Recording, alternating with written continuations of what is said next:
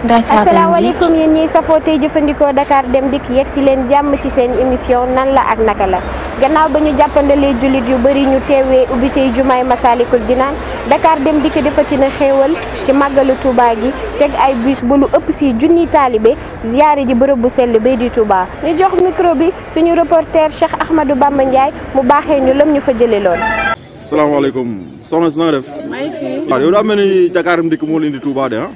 moo ma andi tey. moo la nar a delloo incha allah incha allah soo ma may delloo tamit. kon yow daa mel ni yow dafa mel ni ko Dakar Dem Dikk dal na sa xel daal. dama fees Dakar Dem Dikk. kontaan nga si ñoom. barke Serigne Touba. waaw léegi seen bis noo ko gisee yow. man li may ma Dakar Dem Dikk yéex naa ñëw. parce que yàgg naa màggal yi xam naa yoon bi nu mu mel. waaw mais ba ma commencé Dakar Dem Dikk ba tey moom. alhamdulilah. képp ku ma koy digal. waaw mooy booy ñëw màggal yi. dëgg la nag yàlla yor bakkan. waaw moo yor dund tamit mais Dakar Dem Dikk moom dal na xel. ñoom daal mat nañ ay responsable daal. waaw ku ci yéeg moom. ci kaw tali ci jàmm ñu bis ci jàmm. kon daw nang alhamdulilah daw nang. macha allah kon rafet na daal.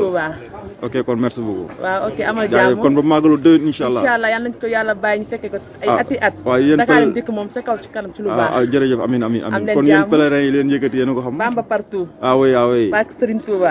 ñu dellu di jaajëfal suñu reporter bi ñu teewaloon ci Touba Cheikh Ahmadou Bamba Ndiaye. ngir feddali kóllëre bu yaatu ñu am ak askan bi Dakar Dem Dikk dina def lu ni mel ci gàmm gi ñuy dëgmal di leen fàttali ne ku bëgg a louer bus mën nga woote ci 33 824 10 10 Dakar Dem Dikk moomeelu askan wi.